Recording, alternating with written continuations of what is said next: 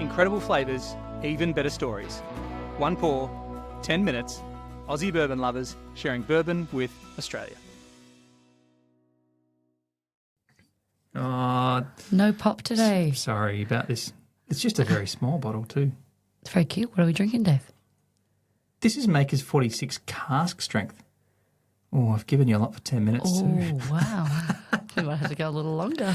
We'll keep going, but we won't make everyone else sit through it. Cheers. Makers 46 Cask Strength. So, remarkably, I don't know if you can get this particular one in Australia. You can sometimes get Makers Cask Strength in Australia. You can definitely get Makers 46 in Australia. But I don't know if I've ever seen Makers 46 Cask Strength in Australia. Is that why they made it in a little bottle? Well, I got in a little bottle, well, we got in a little bottle when we were at Maker's Mark last year. But they make it in the other size bottle as well? Yeah, well, I think so, yeah. But I think we were like, it was one of these trips where I was trying to make sure that we could get it all home. So we had to get a little bottle, not to go over our limit. On the nose, it is delightful. Yeah. So do you know what cask strength is, or do you want me to speak to this? You go. You know it better than me. I'm probably likely to lie to people. So here's the thing. If you don't already know, almost all the whiskey you're drinking is watered down. It's not, they add water to it. When you finish, you get to the end of that long process of making whiskey. Hope we didn't break just too many hearts right now. I hope not. But they add water to it. It's called proofing down. And because it has to be a certain percent, or certain, certain proof. They can't bottle it above a certain proof. Well, they can and they do. And, there's these hazmat ones that are these huge proofs. And this one is the proof that it comes out of the cask cut. So makers make their kind of batches at... They're regular delicious makers, right? It's true small batch. So 19 barrels in a small batch of Maker's Mark. That's what's kind of vatted and they make their kind of like their thing from. So that the collective for this particular batch is, and maybe this is all batches, but 110.3 proof or 55.15% alcohol. So that's why it's kind of hard to get, because a normal bottle of 46, I think is 90 proof, so 45%. I should have done the research on that before I got in here.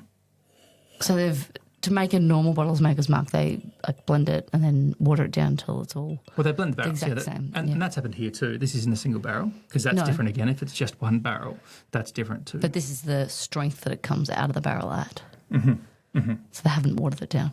Yeah. And this is pretty cool. So I'm getting like way more, because we've actually just had a normal Maker's 46 to kind of warm our palates up. We had it while we were playing cards earlier.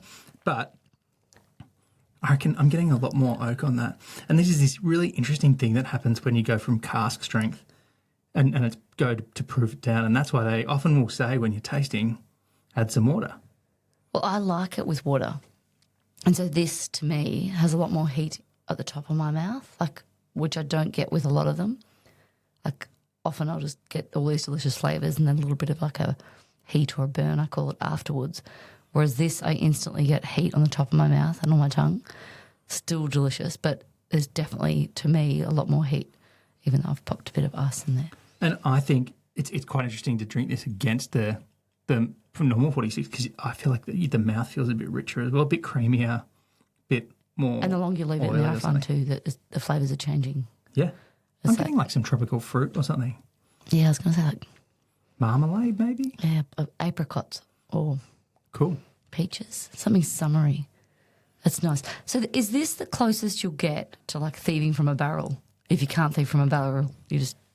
Because it's like the strength of... When you thieve from a barrel, it's not watered down, it's just straight out of the barrel. Right.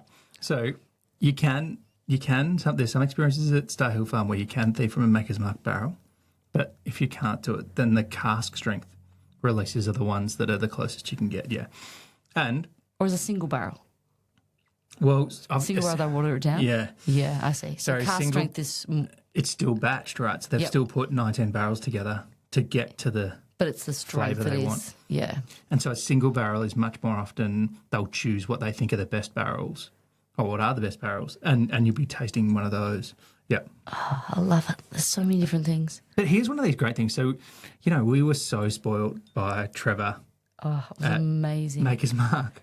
Only a few weeks ago, I had this incredible experience and toured the farm and ate the apples and visited that berries. spring-fed lake and Saw the cows. and met Gus the donkey, and there's so many good things. And, we got to make a video about it, all that kind of stuff. It was so cool. But one of the things that really struck home to me is that every barrel of Maker's Mark, except for those ones in the cellar, which have just had either staves put in it for 46 or for the private selects, or the stuff that's now we know is the cellar aged, which is just older now. Yeah. It's all exactly the same juice in exactly the same barrel profile. Yeah. And it's just aged between is it 5 and 7? Is that the right number? I think so. Don't quote us on that. Yeah. But it's this incredible thing where it's like all the same recipe. They're not mixing it up until, like you said, for the 46 afterwards, they're adding in some staves. But all the same recipe, all the same procedure. It's incredible. And you go into the room where they have the big stills, and it's like every bottle of Maker's Mark that anyone's ever drunk has gone through that room. Yeah. And standing there in that room kind of going, wow. Every party we've ever had, when we were younger and drank Maker's Mark and Coke. And Aussies love Maker's Mark, right? You see it everywhere, and in bars where they barely have any bottles. Third biggest buyer of it. Well, I think this is for Maker's Mark. Didn't Rob Samuel say this to it? Didn't he say we're the third biggest? So I think it's amazing. And then the other one is that spring-fed lake at Star Hill Farm. Yeah, they've got two, and they use one's their main one, and the other one is backup. Yeah. So many interesting and cool stories about Makers. Maybe should we talk quickly about what 46 is, just in case people forgot? Yes. 46 is the normal Maker's Mark, but they pop the top off and they put in 10 charred oak staves, the French oak staves, and the stave number is 46. That's where the name comes from. So they pop it open, they put those staves in, and they put it into this cellar, this limestone cellar they have in the side of a hill. Yeah, beautiful and cool. They age it, and that's where you get these extra... Yeah, so that's how it's different from the standard Maker's Mark. Yep. It's a Maker's Mark, pop the top off, chuck a few extra staves in for a different flavour. So that's why they can't call it bourbon, because they've added staves. Is that why they call it bourbon whiskey? Because they have to put whiskey on when it's no longer a bourbon? Or interesting, yeah, you're tapping into something there. So they've called, on this label, they're calling it Kentucky Straight Bourbon Whiskey.